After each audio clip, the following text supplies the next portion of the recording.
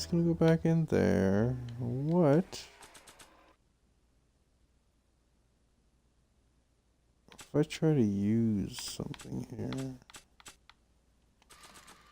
Maybe I should have tried to do that. Let's see if he comes back out. I'll try to use some items on him.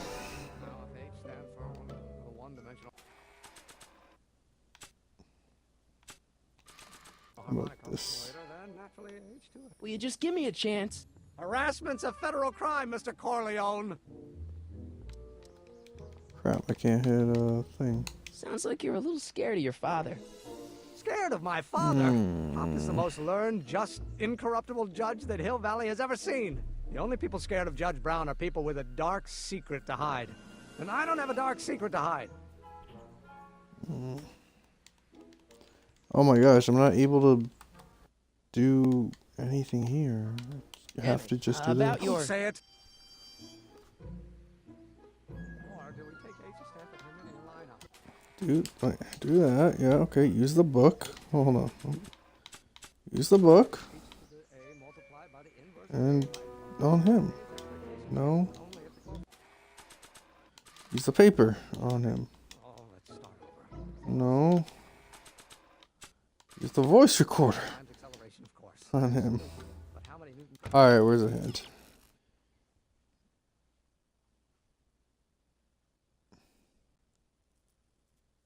Yeah, I tried reading.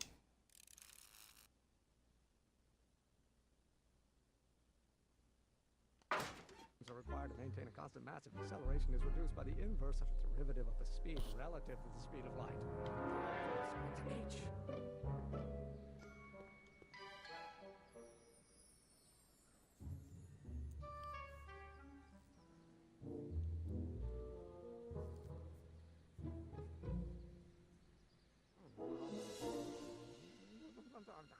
Going to be the inverse.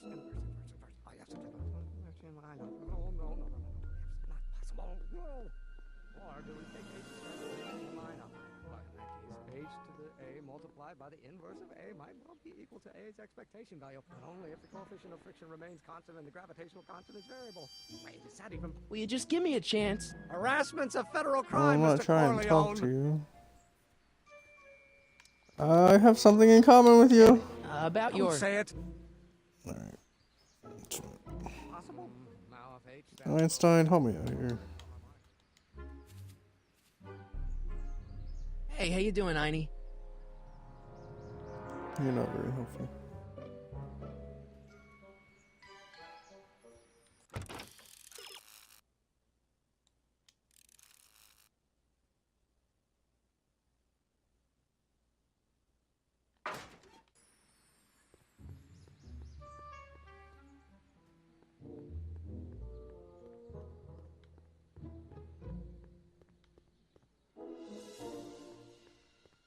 Jeez, I hate these directions.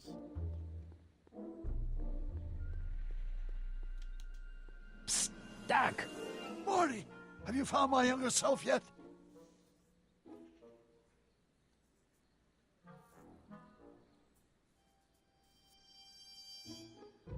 Well, I met your younger self, Great.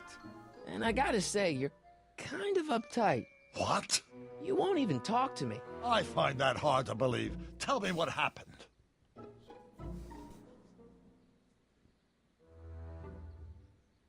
I tried asking him about your rocket drill, but he says he's not a scientist. What? What? Oh, Father. What's he got to do with this? In 1931, I was still deathly afraid of my father discovering the truth about my scientific predilections, so I carefully kept them under wraps, practicing science at odd hours, away from his prying eyes. That sucks. It sucked a lot. Fortunately, I eventually stood up to him, but right now, my younger self probably thinks you've been sent by my father to check up on me.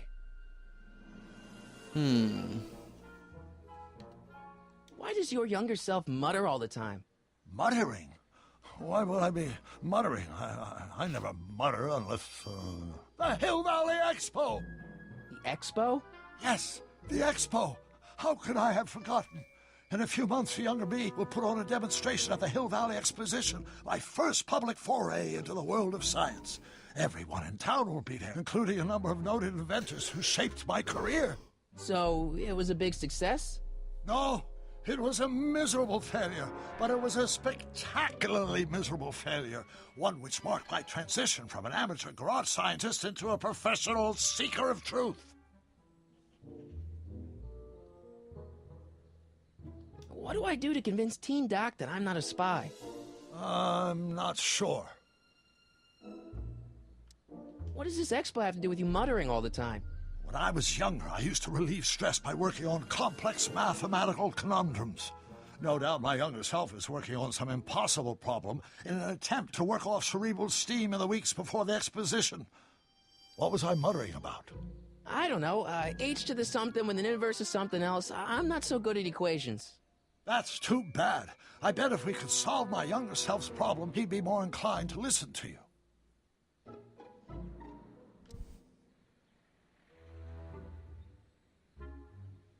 I still can't figure out what your younger self is muttering about. Blast! If only I could hear him myself. Yeah, maybe if I had a tape recorder. Let's talk about your younger self's problems later. Okay, but don't forget we're on a bit of a deadline here. Alright. So now I am going to use this tape recorder.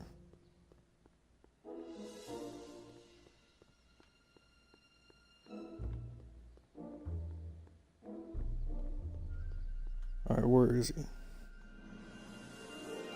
I have no idea.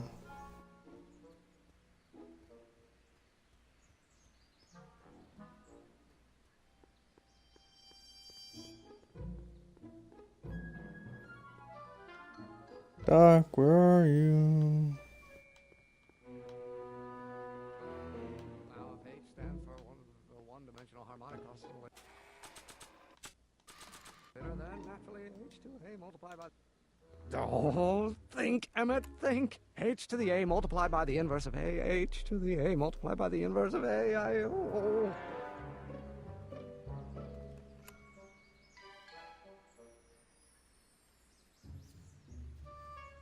Or do we take H to stand for the Hermitian line operator? But in that case, H to the A multiplied by the inverse of A might well be equal to A's expected Wonder if I need more than that though. value, but only if the coefficient of friction remains constant.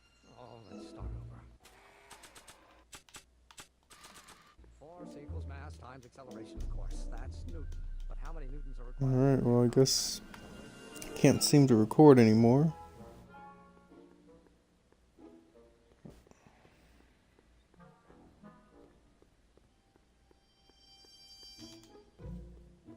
Psst, Doc! Morty, how goes the escape plan? So, Doc, does this ring a bell? Oh, think, Emmett, think. H to the A multiplied by the inverse of A. H to the A multiplied by the inverse of A. Good grief! Is that me? I sound so... Young?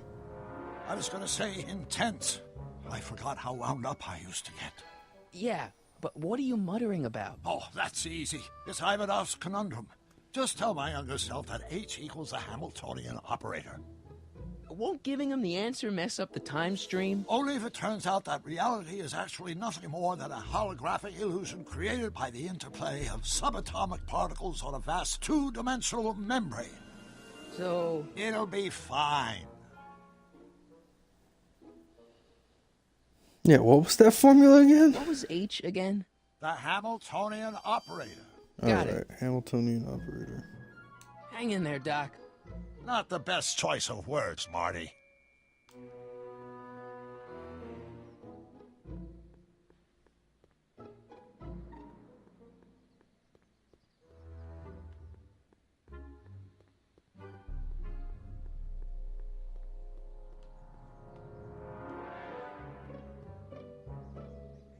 Alright, he's coming to me. Oh, let's start over. Will you just give me a chance? Harassment's a federal crime, Mr. Corleone. Maybe H equals the Hamiltonian operator. What did you just say? I said maybe H equals the... Hamiltonian operator. Yeah. Great Scott! If H is the Hamiltonian, then H to the A multiplied by the inverse of H can only be the same as the expectation value for A. That's it! That's the solution to Ivanov's conundrum, the problem I've been wrestling with in my head all week! I'm sure you would have figured it out by yourself in a day or two. The way you figured out how to build that rocket-powered drill. Where did you learn so much about science?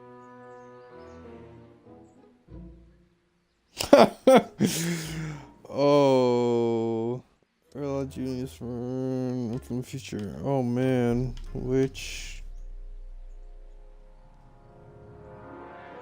he's not an idiot though. He won't believe me. I'll say I'll remember Julie's. Well, it's like this. You know about my rocket power drill? Then there can only be okay, one doesn't matter. explanation. What? You're from the patent office. I confess I didn't quite know what to expect when I sent the paperwork, but I never expected this. Welcome! I'm at your service. What can I do for you?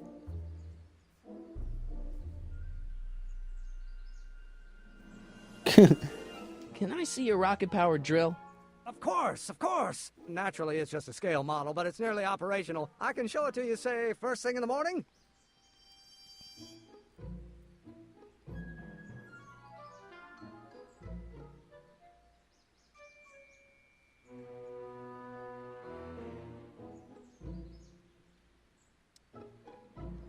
Nah, that's no good. I need to see a full-size model.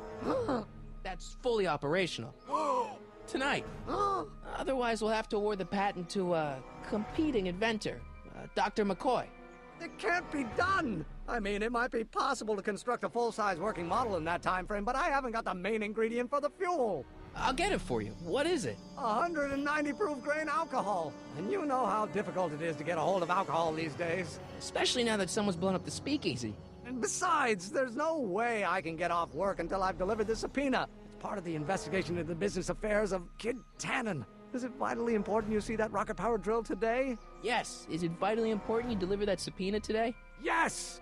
Listen, I'll help you deliver it, and I'll see to it you get the alcohol you need. It'll help you get that drill finished by tonight. Deal? Deal. Here's the subpoena. Arthur McFly? I've got to subpoena my grandpa? Shh! It's Kid Tannen.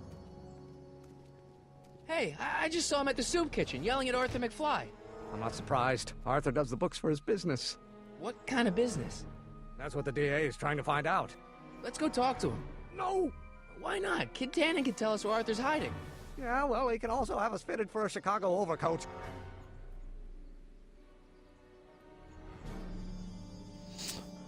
Yeah, I mean, it seemed pretty dumb. Try to talk to him. Oh, okay. Hello. Nice bike. Huffy? Huffy? I'm not huffy. I'm passionate. Passionate about justice, safety, law, and order. Never mind. Hey, Miss Strickland. Oh, hello, Mr. Corleone. Try not to draw any undue attention my way. I'm on the trail of a hot new scoop, as we in the newspaper business say.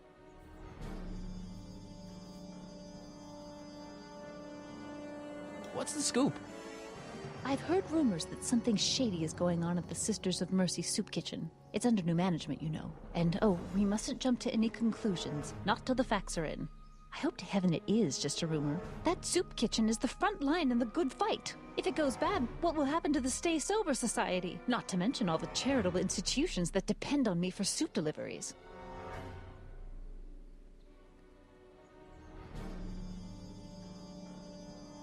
Did you finish the story you interviewed me for?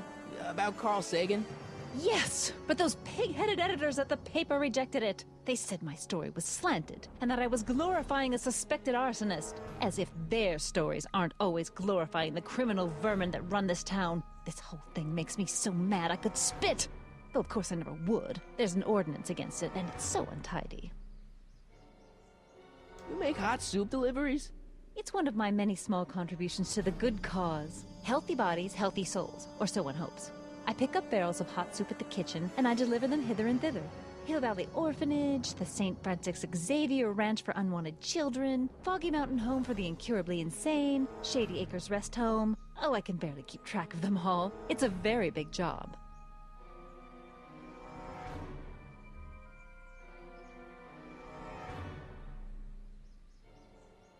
Hey, I can help you deliver soup. I donate a lot of time to charities. Oh? Which ones?